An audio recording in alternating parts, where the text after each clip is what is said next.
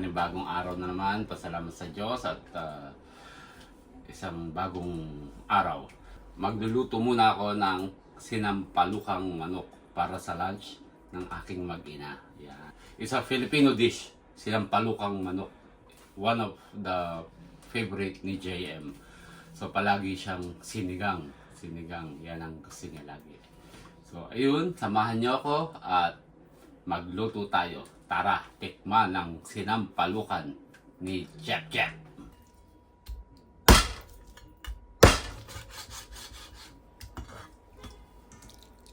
Chop natin yung thigh part.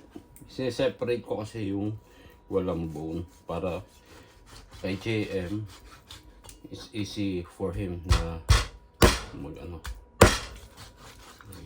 Ayan. So, ito yung mga ingredients natin na na-chop ko na before.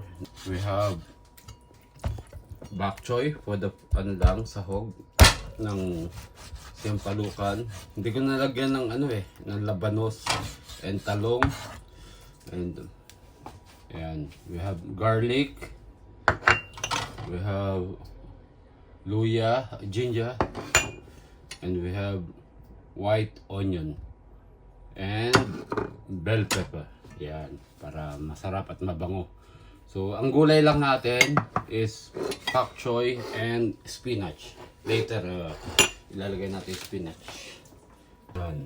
Oh, mainit na ang ating pan. We need to put some oil. Yan. Magigisa na tayo. Okay. So, let's see. Unahin natin ang onion.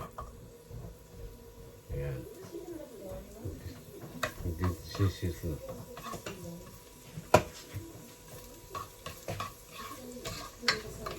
Onion kasi parang hindi masunog agad yung bawang. Yun kasi ang madaling masunog. So, gisa lang. Onion. And then, ginger.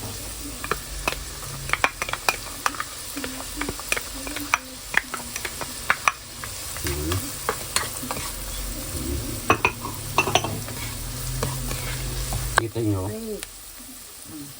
medyo makikita nyo yung luya and onion, medyo nagkakaraan na siya, yung luto na, yung kulay niya. So, ayan, about time na pwede nyo lagay ang bawang, garlic. Bango. So, yung bawang, medyo ano na siya, luto. Huwag yung luluto yung magiging bawang kasi papait siya. So, lagyan natin ng half nitong bell pepper. Usually, nilalagay ko red and green. But, red lang ang available natin. So, red na lang. Pwede na rin naman. So, ayan. Yung half, mamaya natin lalagay. Pag nalagay. So, ayan. Diyan pa lang, mabango na. Ito ang sinampalukan na Cavite version. Ayan. Sorry, yung nilagay ko ng bell pepper. Nakalimutan ko ng video. So, sinunod ko yung chicken. Half lang ng bell pepper nilagay ko. Later, sa soup, lalagay natin yung another half ng bell pepper. So, ayun. Ito ang gamit nga pala natin ng yan, Knorr Bacanimen. Yan. So, palagi kaming may stock nito dito.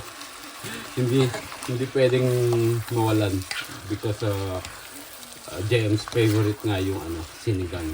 So, yun. Every time na nagre-request siya, so kailangan talaga meron kami yan. So, ayun. So, tatakpan muna natin para yung mga juice ng chicken lumabas siyang maigi. So, yung pinaka niya, juice ang magbibigay ng flavor talaga sa sinampalukan natin. Yeah. So, takpan muna natin. Hindi ko muna nilagyan ng mga seasoning. So, later, pag lumabas na yung mga juice niya, saka natin lalagyan ng seasoning. Okay? Okay, let's cover it. Yeah.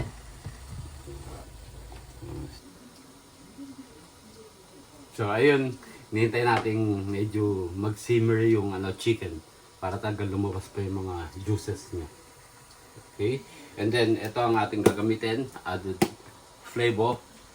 So, Nor Bacanamin. Oh, yan. Chicken powder. Ayan. Dala pa namin to from Philippines, actually. So, ayun. We have ground bell black pepper. Kirkland. Bacanamin. And then, of course, Filipino, mawawalan ba ang patis? Lagyan natin ng patis. So, ayun. Yan ang mga ating seasoning. Yan. So, gagamitin natin. So, it look like pwede na nating lagyan ng sisiyo. Yun, oh! Yun, oh. Talagang kumukulo na. Kita niyo yung mga juice niya. Ayan, oh. Yan yung talagang yung sikreto na magbibigay talaga ng napakasarap na flavor ng ating sinampalukan. See? Makikita nyo? Lumalabas yung buong katas niya. So, lalagyan natin ng lagyan natin ng bell pepper. Okay? Yun. Tansya na lang. Medyo, alam niyo naman. Okay na yun. Okay.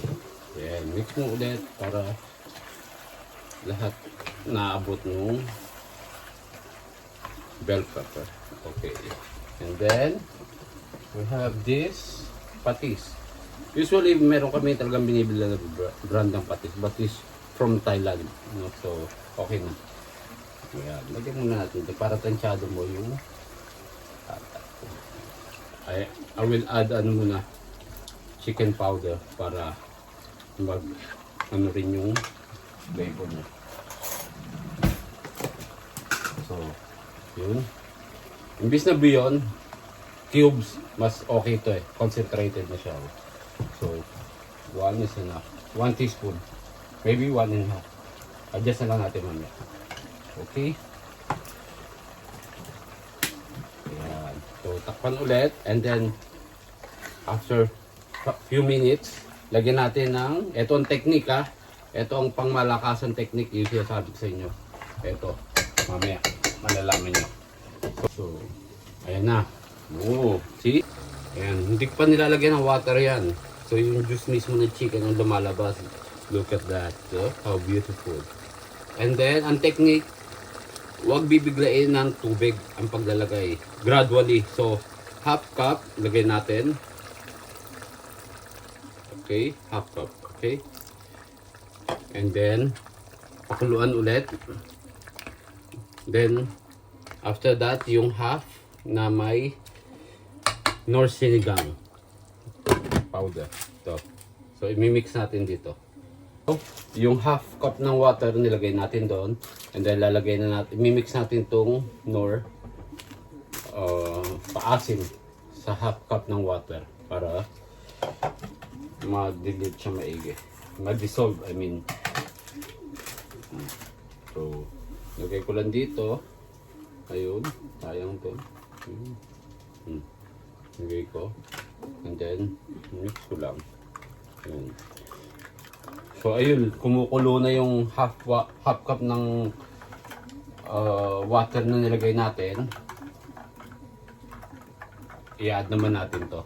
So, ang paglalagay na ng tubig ay unti-unti. Kasi tatabang siya. So, yung flavor niya talagang manunuot pag ganyan ang ginawa niyong technique. Yan. Sineshare ko na sa inyo ang technique na natutunan ko sa aking mama. Nanay. Yeah. Mama Monch. Yeah, mas kilala siya. Nay, I love you. Ito na yung sinampalukan. Yan. Natuto ako ng pagluluto sa aking nanay. Yan. So, ito. Yun. Lagyan natin to. So, okay. Lagyan natin yung half. Ayun. Nilagay na natin yung half. Pakuluan natin. And then, later, tikman natin. Dadagdagan pa natin ng water yan. Pakuluan muna natin siya. Okay? Ganun kasimple. Siguro mga less than 30 minutes. Luto ang ating sinampalukang manok. Okay. Ayun. Ayun na. Kumukulong-kulo na. Lagyan natin. Add na natin ng water kasi. Ayan. So, ayun. Pagkakulo, tikman natin. Yun. Kung okay na sa inyo yung asim, at i-adjust na rin yung alat kung medyo sa tingin nyo. So, sa matter of ano na lang yung preferred yung asim at alat. Yan. Maglalagdag pa tayo ng water kung kailangan. If not, okay na rin. Saka natin add ang mga gulays. Okay. Kaya medyo adjust natin yung yung stove. Yan. Ayan, kumukulo na. So, titikman na natin yung asim niya. Kung okay na. I smell something. What could that be? Ay, ay, ay! Oh, wait. Ako po, ayan na. Basta talaga sinigang. Naaamoy niya. Basta may niluluto ako sa kitchen. What's that?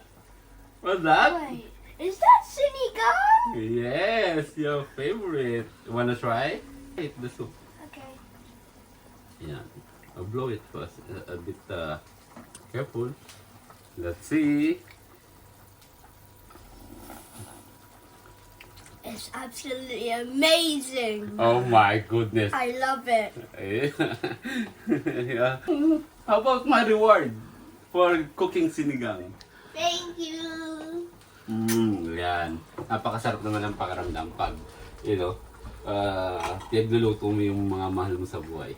Yun. Kaya si JM siya yung talagang kung ano yung gusto niya, doon kami nag-a-adjust. Kasi alam namin yung panlasa niya is talagang super very sensitive.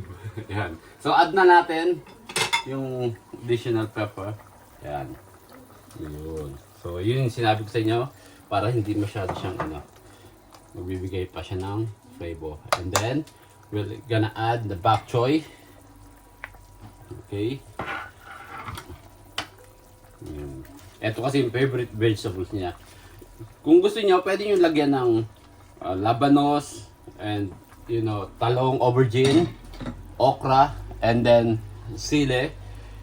Kung makikita nyo, hindi ko nilagyan ng sili kasi nga para kay JM. So ina-adjust namin yung flavor. Pero meron talaga siyang sili dapat. So, okay na yung bok choy. So we're gonna add the spinach. Okay? Ayan na. So, ayun, green. Masyadong mag-green ng ating siyampalukan. Right? And then, takpan lang, simmer lang. And then, after that, ready na. Ready to eat na. Okay? Ayan. Ayan. I added the, spinach. So, basically, ang lang natin, ang vegetables, ang greens natin is, or pak choy and spinach. Okay?